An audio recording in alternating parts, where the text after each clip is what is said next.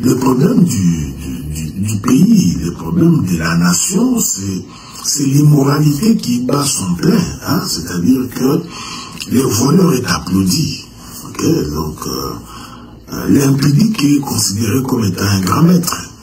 Celui qui prend beaucoup de femmes qui se prostituent est élevé. Donc, la société a inversé les valeurs. C'est très dangereux, ça. Là. Donc, celui qui est considéré comme étant, comme on dit communément, comme qui est considéré comme un Yankee, c'est un voleur. Les gens qu'on est en train de crier à longueur de journée, président, président, président, ce sont des voleurs. Donc, mais en fait, qui a failli à la mission, c'est l'Église.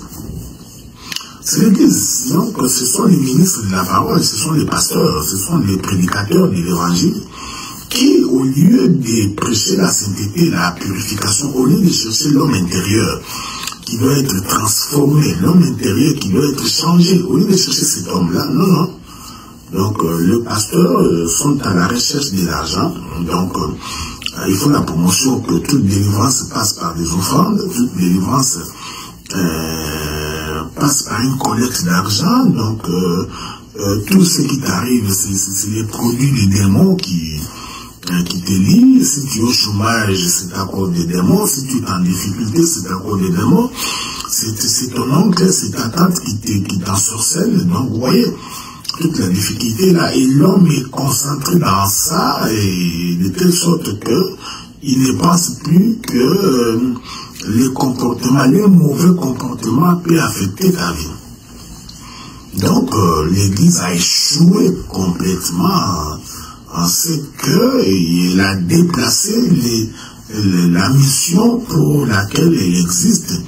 L'Église a échoué complètement parce qu'au lieu de chercher les hommes pour les convertir, au lieu de chercher les hommes pour qu'ils changent, vous imaginez que si nous avions dans nos sociétés des hommes à probité morale, donc des hommes qui craignent Dieu.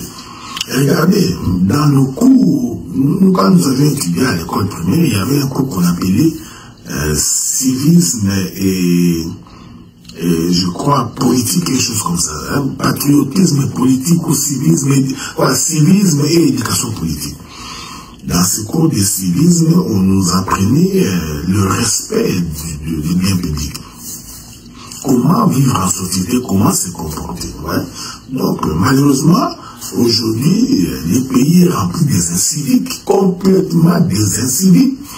Ils sont inciviques d'abord parce que le cours de civisme a été extirpé du programme national en ce qui concerne l'éducation, et de deux, la majorité des pasteurs, des hommes de Dieu, sont à la recherche de l'argent, donc ils s'en foutent de ce que quelqu'un soit converti ou pas, qu'il craigne Dieu ou pas, ça ne les intéresse pas. Tout ce qui les intéresse, c'est l'argent qui vient de leur poche. Voyez-vous, donc il prend l'offrande d'un voleur, il prend l'offrande d'une prostituée, sans pouvoir lui réprimander. Voyez-vous, je crois que si nous sommes appelés à réfléchir comment faire remonter la nation ou les pays, il faudrait d'abord qu'on crée une classe des savants, un département des hommes intelligents, des hommes sages, des hommes intègres, des hommes à probité morale. Okay? Donc, que ces gens-là réfléchissent. Et nous croyons que les hommes de Dieu qui craignent véritablement Dieu, pas ceux qui sont là au pouvoir pour se faire prévaloir, qui se comportent en petit Dieu, non, des hommes qui ont la crainte de Dieu, qui voudraient vraiment que les choses changent, et que ces hommes-là réfléchissent ensemble pour trouver de quelle manière on doit remonter. Mais moi, je crois que pour qu'on remonte la société ou la nation ou les pays, il faudrait nécessairement faire la promotion des valeurs morales. Hein? Donc, les valeurs morales reprises dans les 10 commandements. Okay?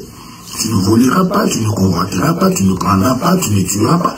Il faut que nous revenions, il faut que l'Église revienne sur ces valeurs-là.